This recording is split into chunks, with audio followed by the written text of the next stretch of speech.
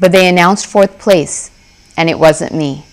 They announced third place, and it wasn't me. Now there was two of us left on stage. I looked over at the other girl. She was literally 6 feet tall. She was going to New York to be a model. So I thought, she's gonna win, I'm gonna be second place. So I prepared myself not to cry because, it doesn't look good if you cry if you're second place.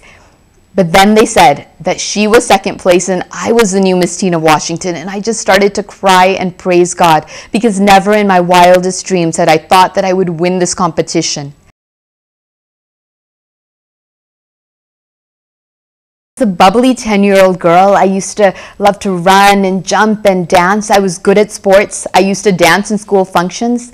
I was an ice skater. But then one day, I was sleeping in the back seat of my parents' car, and something happened.